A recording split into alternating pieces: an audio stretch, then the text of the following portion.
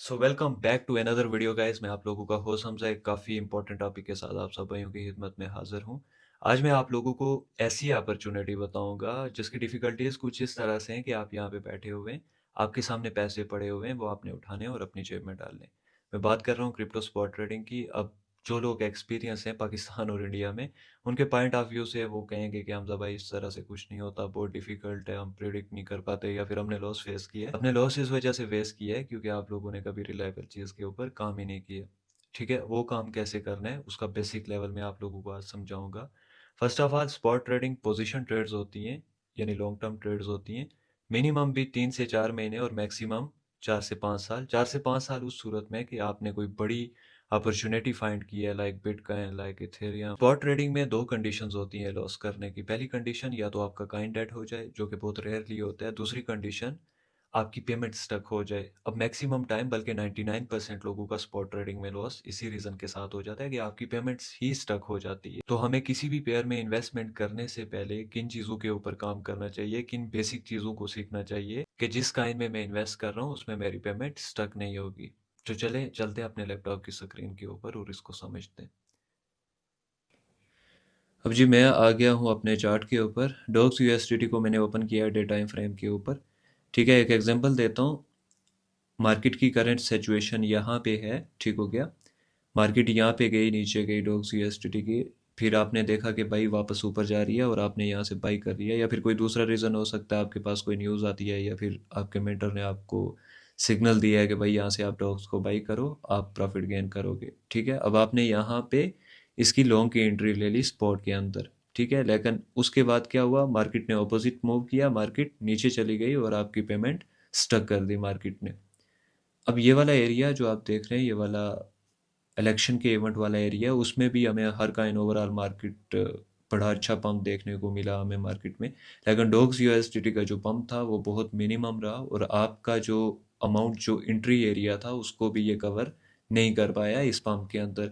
अब इस तरह की सिचुएशन से आपने किस तरह से बचना है, उसके लिए मैं एक एग्जांपल देता हूँ।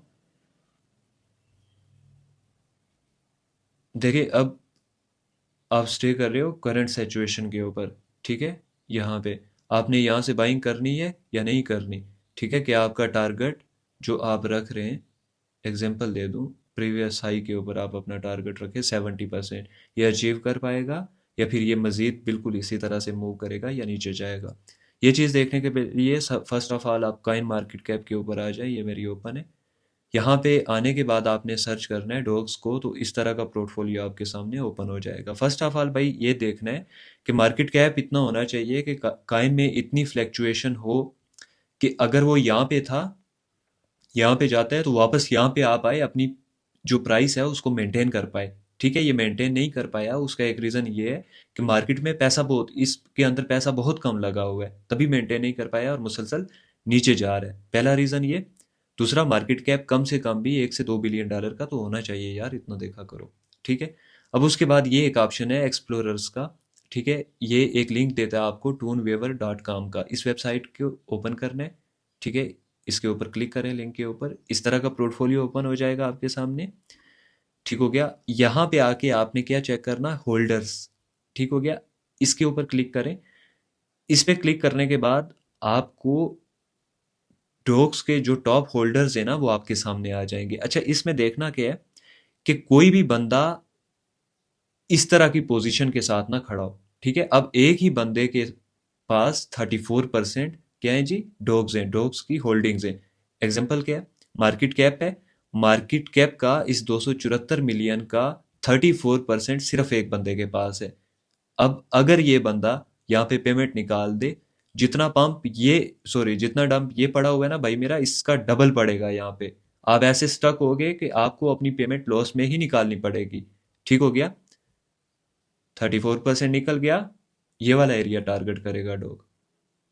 ठीक है, तो आपकी पेमेंट एक बड़ी बुरी तरीके से स्टक हो जाएगी। आपने देखनी ये है कि भाई जो होल्डिंग है ना, जो टॉप होल्डिंग्स है, वो डिस्ट्रीब्यूटेड होनी चाहिए। इसके पास 8% है, टॉप वाला कर लो यार, मैक्सिमम उसके पास 15% होना चाहिए, लेकिन इससे ज्यादा नहीं कि वो 30%, 50%, 60% लेके बैठा हुआ है, ताकि वो पेमेंट निकाले। दोबारा इतनी पेमेंट डालेगा कौन, ये 34% है। ठीक है, ये निकाल देता है, तो उसके बाद आप किसको ढूंढोगे भाई जो आके 34 या 50% मजीद पेमेंट डालेगा ताकि आपकी ट्रेड प्रॉफिट में निकले? होगा ऐसा? ठीक है। अब इससे मैं कंपेयर करता हूँ किसी स्टेबल कॉइन को जो मार्केट में काफ़ी हाईलाइटेड भी है। अ,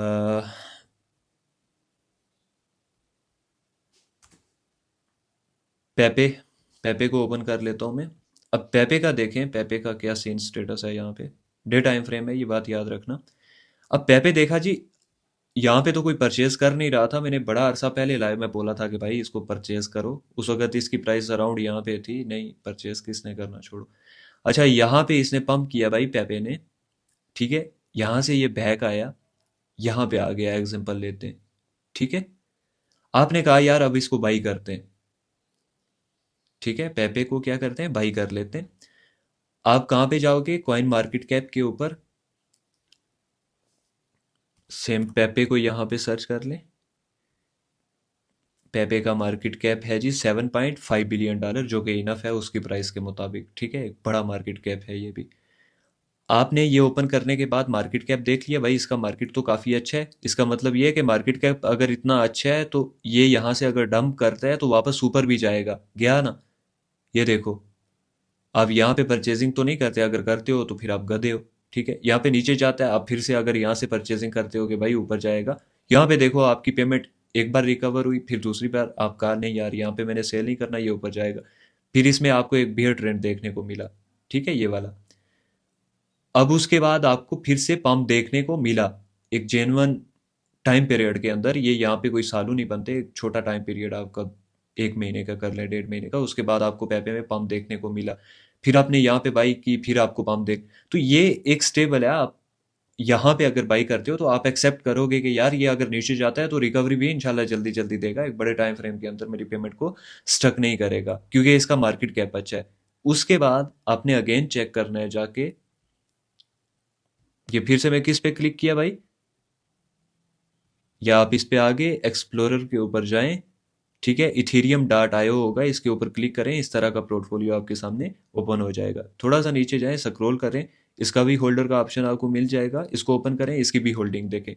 अब ये इसकी जो होल्डिंग्स आ रही हैं ये बड़ी वैलिड होल्डिंग है। एक बंदा है उसके पास, बंदा होगा आपका, कोई बड़ा इदारा भी हो सकता है, तो ये मैटर नहीं करता, कोई कंपनी भी इन्वेस्टमेंट कर सकती है। कि एग्जांपल ले लें, ये जिस बंदे के पास है भाई 14%, यानी कि $7.5 बिलियन का 14% एक बंदे के पास है, दूसरे बंदे के पास 6% है, फिर 3% आ जाता है। ये वैलिड होल्डिंग्स है कि भाई ये अगर निकाल भी देता है फिर भी उसके बाद कुछ ना कुछ होगा, ठीक है। ये 14% इसने निकाल दिया, काय नीचे चला गया, पैपे एग्जांपल देता हूँ, यहाँ पे चला गया। तो इसके बाद भी भाई पॉसिबिलिटी बनती है कि मेरी इन्वेस्टमेंट अगर यहाँ पे है तो इसने निकाले पैसे, मार्केट यहाँ पे चली गई, तो इतनी पॉसिबिलिटी है पेपे कॉइन की कि भाई वो वापस यहाँ पे जाएगा। वापस वहां पे क्यों जाएगा, मैं बताता हूँ। पेपे बहुत हाईलाइटेड कॉइन है मार्केट में, ठीक है। अब ये दूसरा चैप्टर बताने वाला हूँ जो आपने एनालाइज करना है। आपने ट्विटर के ऊपर जाना है, डॉग्स की कम्युनिटी को ओपन कर लें, ठीक है। अब इसकी कम्युनिटी के जो फॉलोवर्स है वो 3.5 मिलियन है। यहाँ पे आप दूसरा कौन सा कर लें, पेपे कर लें जी। पेपे को हम देख रहे हैं ना, पेपे, इसके जी 7,41,000 है, ठीक है। अब आप कहेंगे यार ये तो हाईलाइटेड, क्या इससे बेहतर तो डॉग्स है। भाई डॉग्स की जो कम्युनिटी है, जो फॉलोवर है, वो नहीं देखने, या फिर पेपे के फॉलोवर नहीं देखने, आपने मार्केट में देखना है नाम ज्यादा पेपे का चल रहा है, जो बड़े ट्रेडर्स हैं वो पेपे का नाम ले रहे हैं या फिर डॉग्स का ले रहे हैं। ये नहीं देखना कि भाई फॉलोवर किसके ज्यादा है। इसके डॉग्स के जितने भी आपके फॉलोवर हैं वो एयर ड्रॉप के थ्रू आए हुए हैं, वो एयर ड्रॉप का टास्क दे दे के वहां से इन्होंने जितना भी है वो करवाया हुआ है फॉलोवर, ठीक है।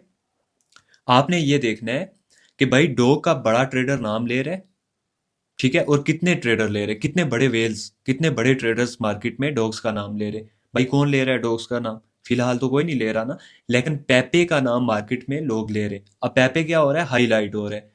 क्रिप्टो मार्केट में कोई भी नया बंदा आएगा तो उसके माइंड में एक बिटकॉइन, दूसरा इथेरियम, तीसरा डोज, चौथा एक्सआरपी, पांचवा पेपे, इस तरह के कॉइन जरूर होंगे। बेसिक इस चीज को कहते हैं कि ये कॉइन हाईलाइटेड कॉइन है।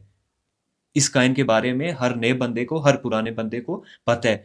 तो ऑटोमेटिकली इस तरह के कॉइन्स की प्राइसेस रिकवर हो जाती हैं, वो भी इजीली, क्योंकि नए लोग आ रहे होते हैं, इन्वेस्ट कर रहे होते हैं, और मार्केट में बड़ा इन्वेस्टर भी इस तरह के कॉइन्स के ऊपर बड़ी इंटरेस्ट लेता है, ठीक है, अपने आप को हाईलाइट करने के लिए या फिर अपनी कंपनी को हाईलाइट करने के लिए, ठीक है, वो इन्वेस्ट भी करता है, वो उसको सपोर्ट भी करता है, वो रिट्वीट भी करता है, वो उसको पोस्ट भी करता है, तो ऑटोमेटिकली इनमें वॉल्यूम आ जाता है। फॉर एग्जाम्पल पेपे आपका यहाँ पे चला गया तो ये आपको रिकवरी जरूर देगा। ये बेसिक लेवल थे, ये आपने सीखना था कि स्पॉट में भाई मेरी पेमेंट स्टक नहीं होने चाहिए।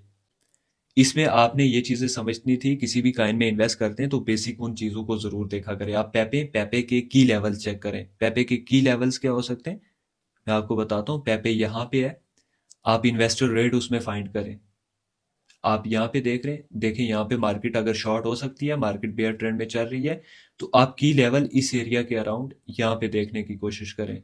यहाँ, सॉरी, यहाँ पे देखने की कोशिश करें, क्योंकि ये वाले अगर आपके एंट्री प्राइसेस होंगी ना, ये वाले एरिया, ठीक है, तो आप प्रॉफिट बनाओगे। अगर ये वाली एंट्री प्राइसेस आप रखते हो तो आप रिकवरी ही करोगे। यहाँ पे जाती है, यहाँ पे जाके आपने सेल कर दिया, फिर से ये नीचे चली जाएगी, तो आपने रिकवरी ही नहीं करनी। मैंने आपको पेमेंट स्टक होने से बचने का तरीका बताया। आपने प्रॉफिट बनाना है तो की लेवल्स के ऊपर काम करना पड़ेगा। तो की लेवल्स की मैं इंशाल्लाह एक सीरीज लेके आऊंगा, उसको मैं इंशाल्लाह प्रॉपरली आपको बताऊंगा कि की लेवल्स कैसे फाइंड करें, लिक्विडिटी को कैसे फाइंड करें, जो आपको एक अच्छी एंटरप्राइज, एक अच्छा इन्वेस्टर रेट दे सके। तो इंशाल्लाह मिलते हैं आप लोगों से नेक्स्ट वीडियो में।